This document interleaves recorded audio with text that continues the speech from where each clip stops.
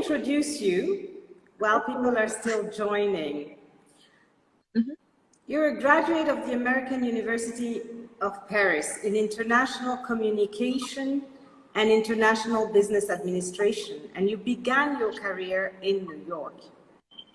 In 2007, you met the presidential candidate Barack Obama, and you were so eager to see him elected that you created a blog called World of Obama, whose positions gained the attention of the New York Times, and they quoted you as the comment of the day. Then you decided to return to Senegal because you were aware that your continent needed its youths to build itself.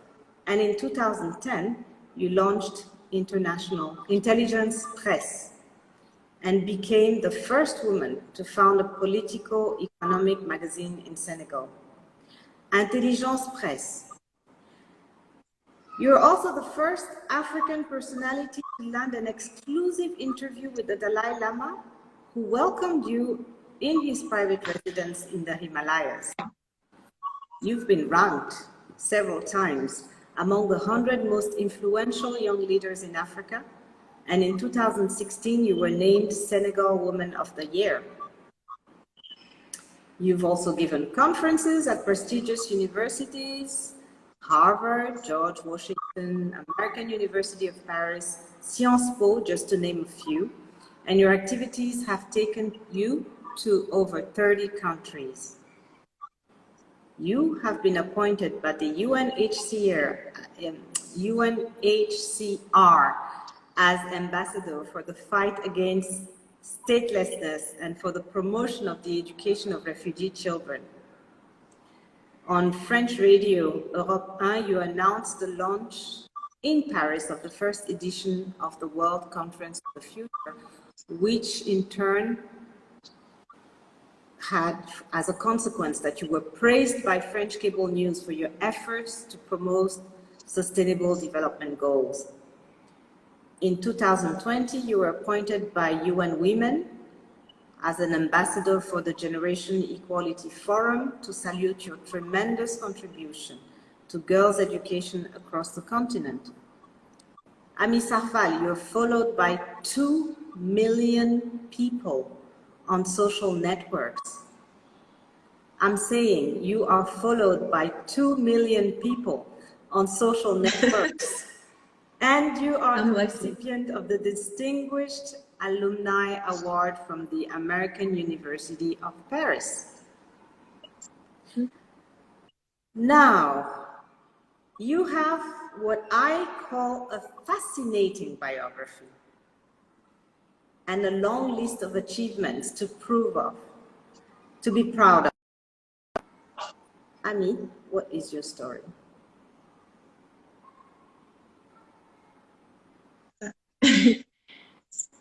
Thank you. Thank you. Thank you. I was saying thank you to people leaving nice comments. And I think about all the things you just mentioned, and I feel like it went really fast. It went really fast. I mean, all of this started 10 years ago. And when I was starting, I was so far from imagining that, you know, it will be this kind of adventure. So I'm grateful. I'm grateful because everything I was able to achieve, I achieved it thanks to people like you, who like to support younger people. I'll say it again, Nadia, I really look up to you because of the tremendous work you've done in communication, in training, and seeing you here trying to give visibility to a younger sister. It really goes to show that life is all about helping others, and it's also about, you know, keeping this chain strong.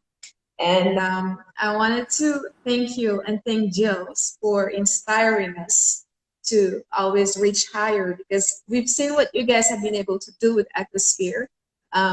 You know, you travel the world training like 4,000 people, so I think it's worth mentioning. And I guess I'm followed by as you said, around 2 million people, but I haven't trained yet for 1,000 people. So, there's still a lot to do. Yeah.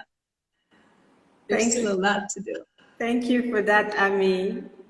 But you have such an interesting story. So, because you're such a humble person, I'm going to have to ask the questions more. Can you tell us about 4 initiatives that are really known? The first one is World of Obama, and then your interview with the Dalai Lama, the World Conference on the Future of Education and Intelligence magazine. How did you come up with those ideas? World for Obama, that was, I guess, my first big initiative, because do you remember how people were all so excited about Barack Obama being president? So we're all trying to do our part. And I remember I was living in New York when he was just starting to run. And he was not even a candidate yet. He was not the candidate for the party. So I had to, as a citizen of the world, as I like to say, because I'm not American, so I can't vote, but I felt like, although I was a citizen of the world, I should be able to do something. And Facebook was just really starting. People did not really know Facebook that much. So what I did was, I created this book called World for Obama, and I was so active on that group. I mean, every single day I was posting things, I was sharing things.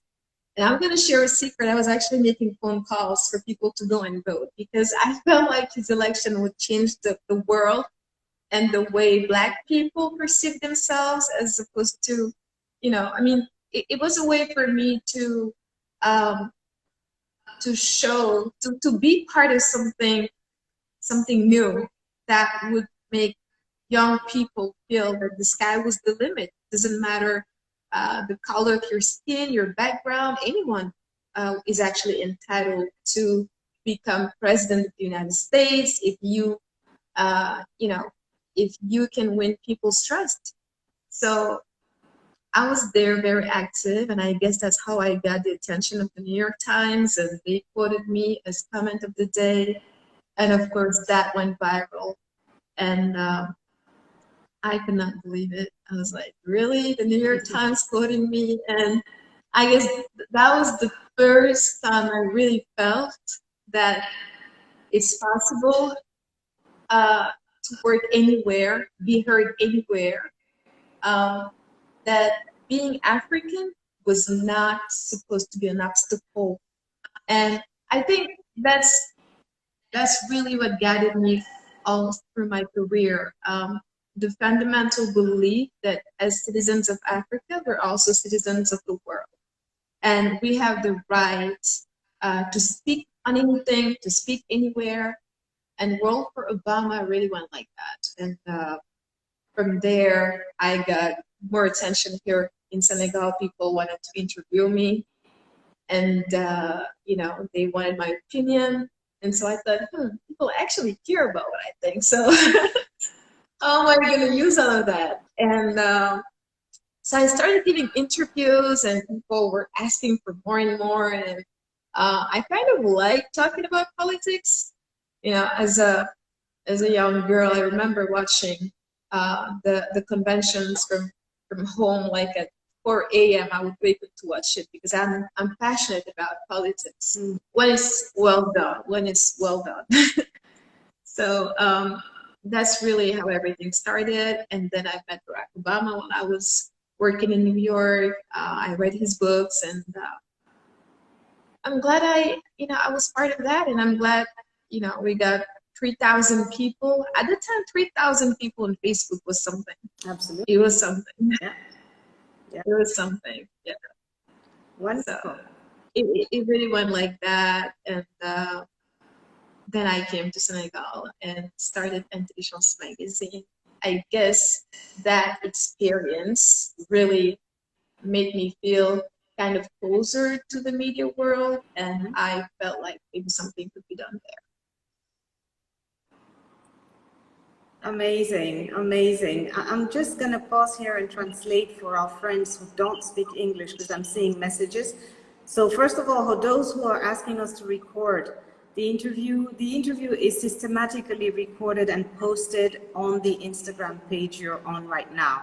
So you can view it also at a later stage if you want to. Pour ceux qui ne parlent pas anglais, Amy nous parle de son expérience, du fait qu'elle a osé par passion, aussi par intuition, parce qu'elle a vu parce qu'elle a ressenti lorsqu'Obama était candidat que son élection changerait le monde. Et donc, elle a créé un blog, World of Obama, qui a eu énormément de succès et qui l'a mise un petit peu, qui lui a donné beaucoup de visibilité à elle aussi.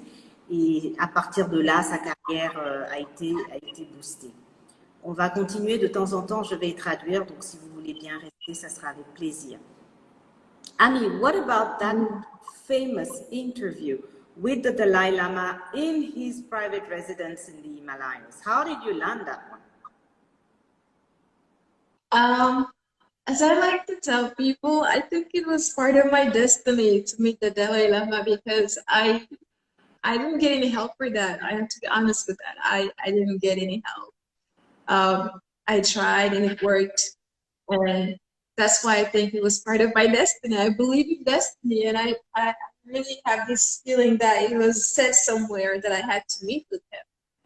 And it was one of the most fulfilling experiences because first of all, when I was going there, I had no idea where I was going.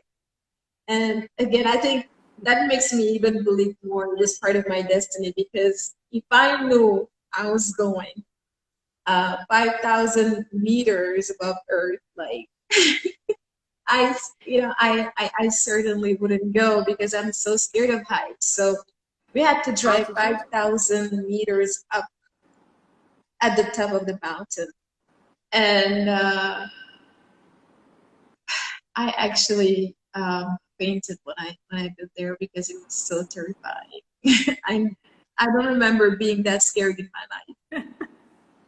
And yeah, I know, right? And when I got there, I spoke to him and I told him I was really scared. I was really scared to come here when I figured we had to come this high. And he said, but you know, fear is something you imagine. Fear is something that's really something you imagine. And he told me, had you let that fear dominate you, you wouldn't be here having this conversation with me. And we would not have met. And this is exactly how life is. You know, you have to allow yourself to experience great things, challenging things, without letting fear be on the way. And so it's a message I like to share every time I speak to young people, to tell them don't let anything stop you from trying to reach higher, because most of the obstacles you fear are, you know, imagined in your things you imagine in your mind that in reality don't exist. Absolutely. So yeah, I'm so grateful I met him, because when when he welcomed me in his living room, it was so surreal to actually be in the Dalaï Lama's living room, his protocol. It was just surreal. I had to pinch myself and be like, is this real? And I was with my mom and my sister. She was taking pictures. She was filming everything. And at the end of the day, I was like, wow, how do you live with so much humility when the world is, everyone is trying to meet you, but he's so detached from everything. He's really in his own world. He is calm, he is poised, he is, he's kind, he's very kind. And so I understood those are the values people are seeking. He embodies all those values, and that's what makes everyone want to go towards him, because you listen to him, and I honestly felt very appeased when I left. I felt like there was something magical in all this. Sorry, I'm so passionate when I talk about him. No, I'm glad. I mean, wow. Annie a interviewé le Dalaï Lama dans sa résidence privée dans les Himalayas et elle nous explique la peur qu'elle avait de monter tout en haut de la montagne et pourtant elle a dominé sa peur. Et le Dalaï Lama lui a dit, si vous aviez laissé cette peur vous envahir, vous n'auriez pas pu avoir cette expérience. Donc le message de Annie, c'est ne laissez jamais la peur vous empêcher de réaliser vos rêves les plus fous. Et puis, elle parle bien sûr de la sérénité du Dalaï Lama et de ce côté très détaché de tout qui est absolument impressionnant et qui l'a marqué, elle, pour toujours. Ami, what is the World Conference on the Future of Education? Yeah, I spent the past 12 years trying to make a change in the way people, especially young people, perceive education. You have so many young people, especially in the, in some neighborhoods, in some very tough neighborhoods, who are losing hope in education because they see so many of their brothers, sisters being at the end of their, at the end of their years in school, they're just not able to achieve anything much because either they don't go to the colleges they want to go to, or they just don't find a job. And so many of them are turning their back on education. And I felt like, as the saying goes, whoever much is given to, much is expected from. If I'm here, it's because people have motivated me, people have pushed me to be the best I can be.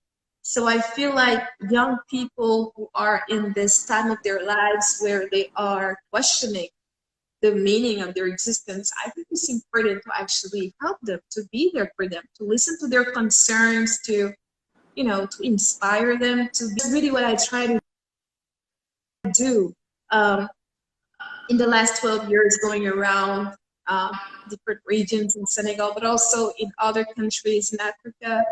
I've been going back and forth, and it's always the same feeling I have. The reason why so many young people lose interest in education, Nadia, is really because it doesn't always respond to their expectations. We spend so many hours teaching them things they will never need in school. We spend so much time telling them about what's going on in other countries, as opposed to what's going on in Africa. And so many of them, they feel just dissatisfaction. They're like, we don't need to waste time in this. So in order for all the experts to anticipate on the future of education, to rethink education, to rethink the ways they can keep young people in schools, motivate them to stay in school, but also respond to their expectations, I felt like we had to come up with this conference. And I'm glad we did it because we had 25 nationalities, people from all around the world coming together to bring solutions. And the reason why the project meant so much to me is that I felt we don't always have to be on the receiving end. We don't always have to be the people, getting the solutions from others. Yeah. So I'm so honored and so glad that Professor Suleiman Bashir Jan, who, as you know, is one of the most celebrated scholars in Africa, I'm so glad he agreed to be the president, the chair of our scientific committee. So we had this long discussion for days, that we met again in Paris, and we had the conference. We had hundreds of people show up, and for one day we really brainstormed and came up with solutions on how we can anticipate on the future of education. Excellent, excellent. Donc, Ami a organisé la conférence mondiale sur le futur de l'éducation parce qu'elle est passionnée par les questions d'éducation des jeunes et elle cherche à trouver en fait un contenu éducatif qui parle aux jeunes, parce qu'on passe notre temps à leur enseigner des choses qui ne les intéressent pas forcément. On leur parle de ce qui se passe dans d'autres pays, mais pas dans les nôtres, en Afrique. Et du coup, Ami cherche la solution et elle est très heureuse parce que le professeur Souleymane Bachir Diagne, qui est un professeur émérite, a accepté pour cette première conférence qui a eu lieu à Paris de lui apporter sa collaboration, son soutien. So, Ami, my question had a fourth under question, if I can call it, or sub-question, which was Intelligence Magazine. You started this magazine that is well known. What inspired you to do that? I guess at some point I just felt like these whole interactions with the media could go beyond simple interviews. I like the idea of actually sharing my thoughts with the world and getting feedback. So my favorite part in the magazine is really, I'm being selfish here, is really the interviews and the editorial I write every month to share my thoughts. And so what inspired me was I like challenges. I felt like, we were not enough women there. We needed more women. So, it just came so quickly. I was in my living room with my computer writing articles, and ultimately it became a magazine. So because I had written all the magazine, I could not sign the articles and put my name on each. So it was weird to people that the first magazine was not signed. And because I know, right? Where do you see that? So it really happened like that. I read the magazine, and I was so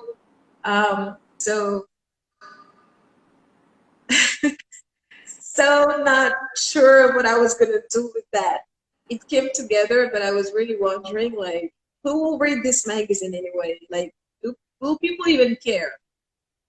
And I was so overwhelmed with support when it came out. People were so kind, and they received it, and they were really like inspiring, because they were all telling me, keep going, you can do it, don't be scared. And that's how the second edition came, and the third, the fourth, and now the hundreds. And I think if I was able to do this, it's really because Senegalese people have supported me so much. I can't thank enough Senegalese people, because everything started with them. Wow. I felt so supported, and wherever I go in the world, I'm always reminded that everything started at home. Because for some people, unfortunately, they're not that lucky. Things really don't always start, either because they live in things are tough and you don't really want to be an entrepreneur in those contexts. But I was able to work at peace with people, have projects, have initiatives, and eventually things worked out. So there are success stories. Guys, if you're listening, you can see that we have a lot of success stories coming out of Africa. Ami Sarr's story is definitely one of them. Ami, when I think of you, the following words come to my mind. An iron hand in a velvet glove. Generous, poised, high achiever, daredevil, and kind. What inspires you and what motivates you?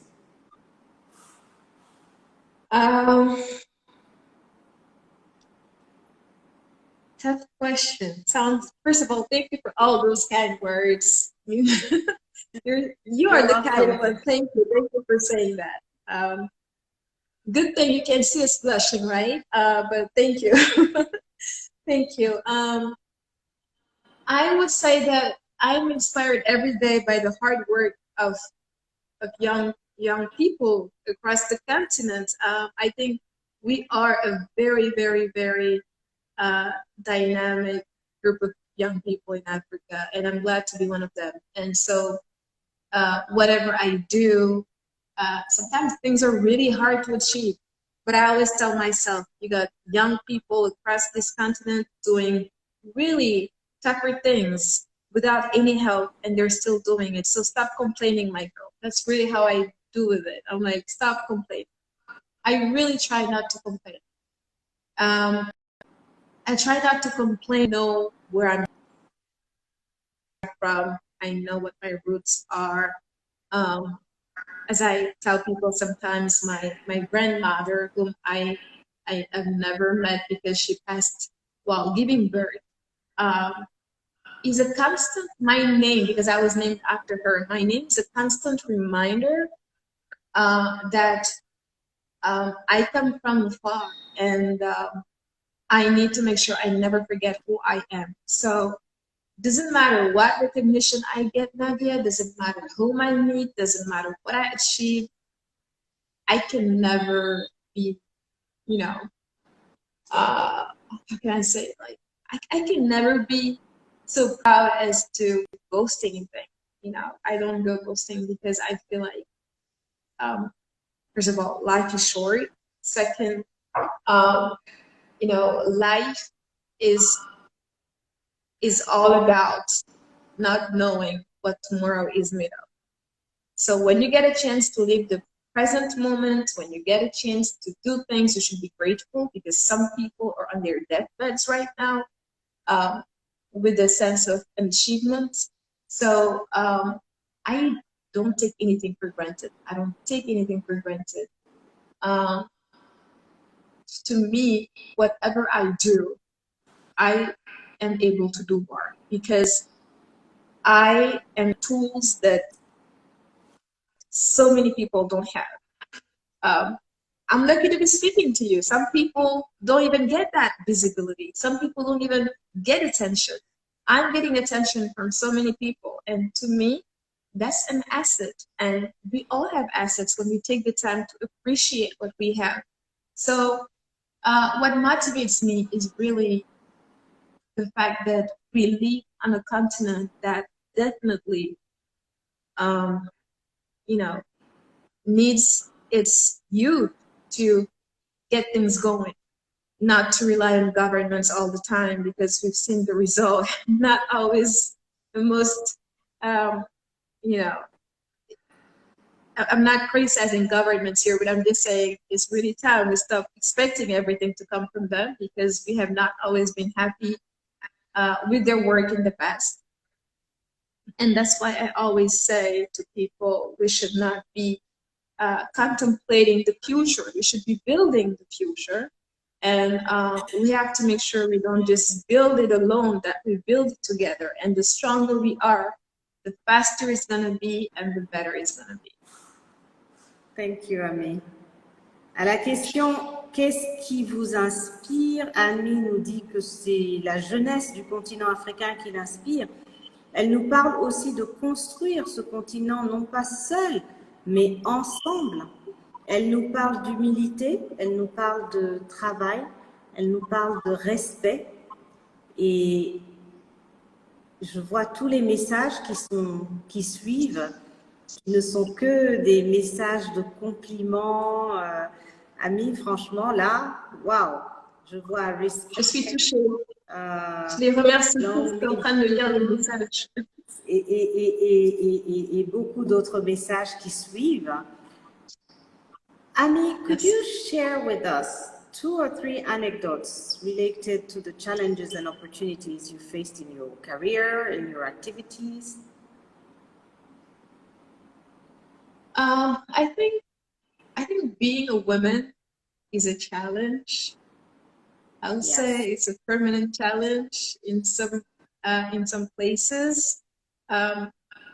Usually there's a way people expect you to behave because you're a woman, a way people expect you to be because you're a woman. And I was raised in a way that, again, I try to see things the positive way. I don't try to spend my time criticizing, because the more you criticize, the more you lose time. So I really try to appreciate society as it is, and so the people who think that women cannot, cannot be leaders, cannot lead, I try to prove them wrong by working hard and achieving things. And when I started the magazine, people were like, "What is she doing here? She's young, she's a woman. Why is she in this sector, in this media world, which is really male dominated?" And what I tell them, what I used to tell them was really that there is no age, there is no gender. It's all about being a citizen and trying to do your part. And I'm glad that through the years, people have really accepted me, and I had the support of all the men in the sector, all the men leading. I really felt like I was welcomed by big brothers, and they really advised me, and I'm grateful for that. So my challenge is also my age. I started 12 years ago, so I was much younger. And it's not easy to work with people when you're young, because people underestimate you most of the time. They think you can't do it. They think you're not experienced enough to lead.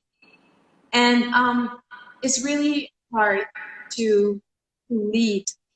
But it's easier now. Because people are thinking startups, they're thinking young entrepreneurs. I think young people have a stronger voice now than they used to 12 years ago. Yes. And I'm motivated by all of that. And I'm really glad that I kept going. That I did not stop, because I look back and I think all the tough experiences really helped me become who I am today. Wow, excellent. I do relate to the fact that, when you're younger, it's difficult, but it does get easier. And I guess the beauty of it is, as you grow older, the span of your experience becomes absolutely huge, because you started so early. So that's quite exciting, actually. Yeah. What makes you an international public speaker? Where do you get the confidence to stand there and speak, and what makes people listen to you, Ami?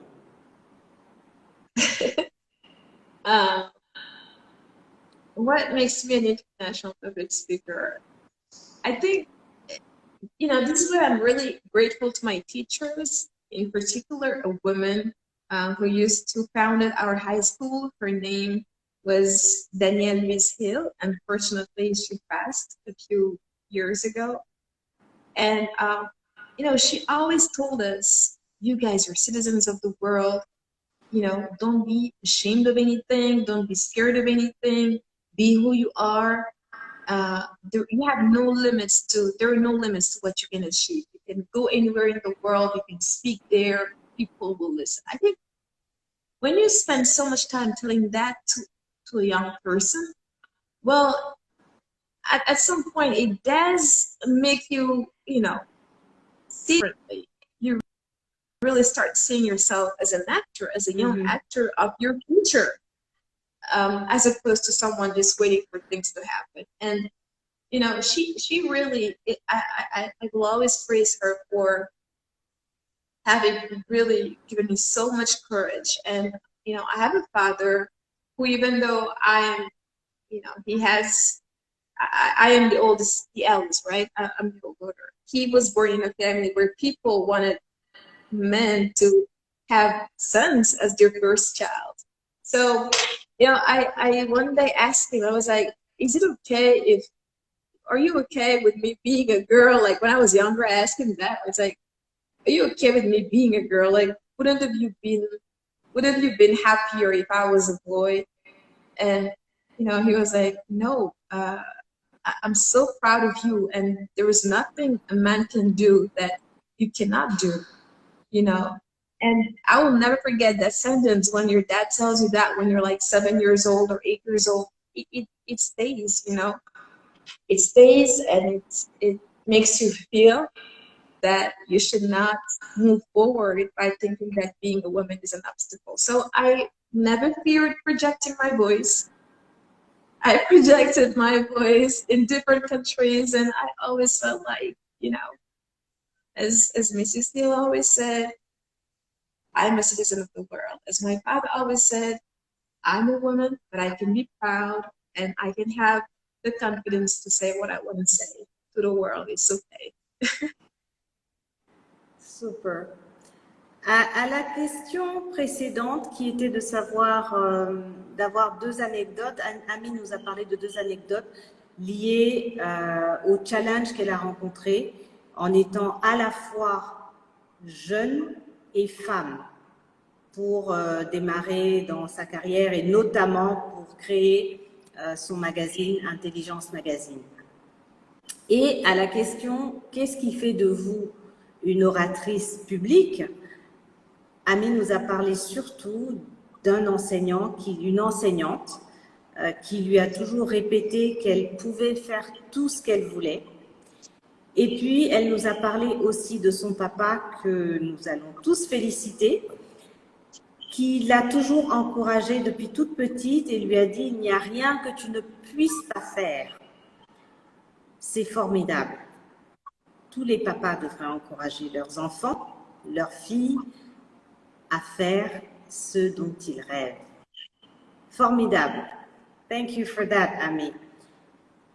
Now, I have this question for you. Speaking to a younger Amy Sarfal, in light of your current experience, what advice would you give her? That's a nice question. Let me take you back to those years of childhood. What kind of kid I was. I really lacked self-esteem a lot, even though I had parents who would always, make me believe in myself, because I was well in shape, I was overweight, let's say it that way. Because I was overweight, I never really felt comfortable in my skin. I always felt like, people make fun of me because I'm fat. I would get nicknames, very unkind nicknames. Yeah.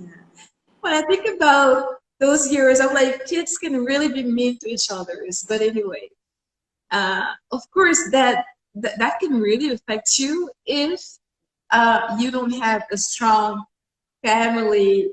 If your family is not your rock, because I have the most beautiful and adorable sister in the world. And we talk about these sometimes, and we think back at how people can be affected if they don't get the time, they don't get the chance to meditate on all of this and come out stronger. Mm-hmm. So I guess the message I would tell to my younger self is, you're beautiful inside. That's what matters. People are free to see you as they please, but the most important is the way your family sees you, because ultimately they're the ones who are going to be stuck with for the rest of your life, mm-hmm. hopefully. And so I would tell her, be kind to yourself. Be kind to yourself. Appreciate yourself. Appreciate who you are. Appreciate life.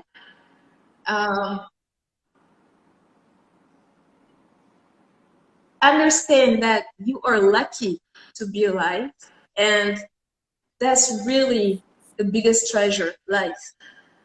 And I would tell her, now that I know what life really is, I would tell her, be patient, yet be persistent. I'm like, be patient, don't always expect everything to happen, very easily or very fast, but be persistent. Be persistent. Never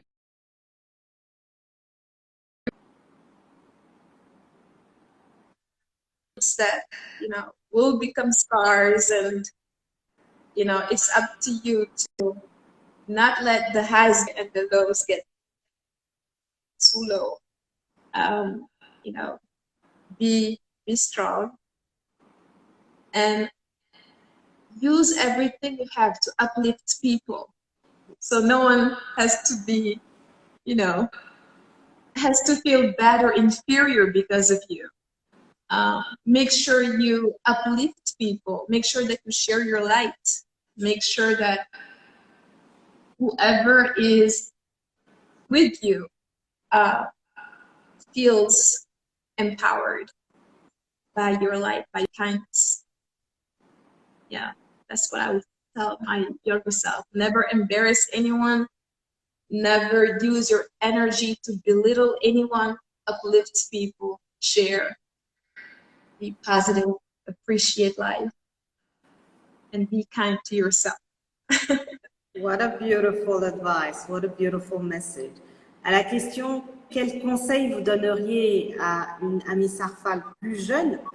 La réponse est soyez soit gentille, bienveillante avec tout le monde, que personne ne puisse se sentir diminué ou blessé, et attelle-toi à leur apporter une lumière dans leur vie, à leur relever leur morale.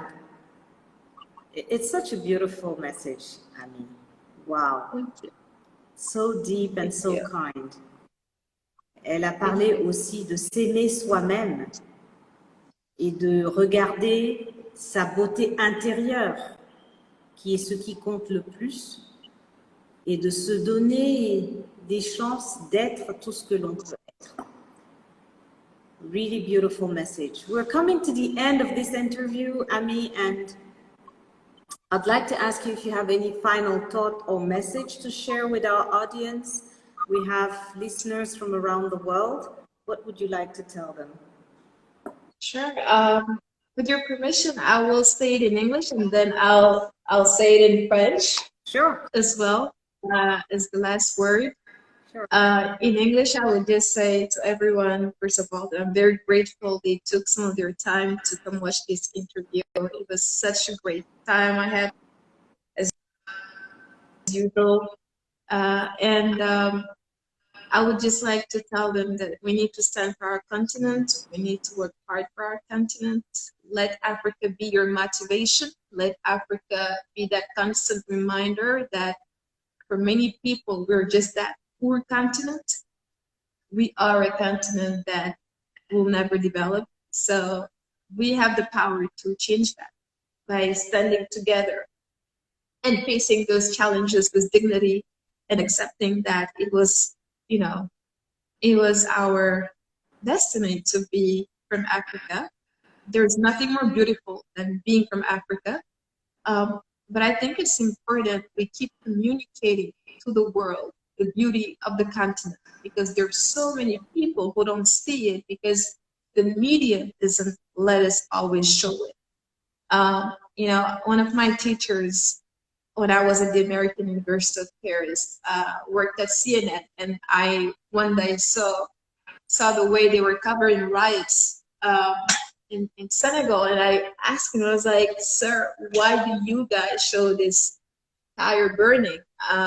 And he was a little bit upset, and he was like, "Well, isn't this reality? Has this image been invented?" And I told him, "No, it's not been invented. But why are you putting the emphasis on that, on that fire?" And he didn't like my comments. But I finished that conversation thinking, you know what? It's his outlet. It's his media outlet.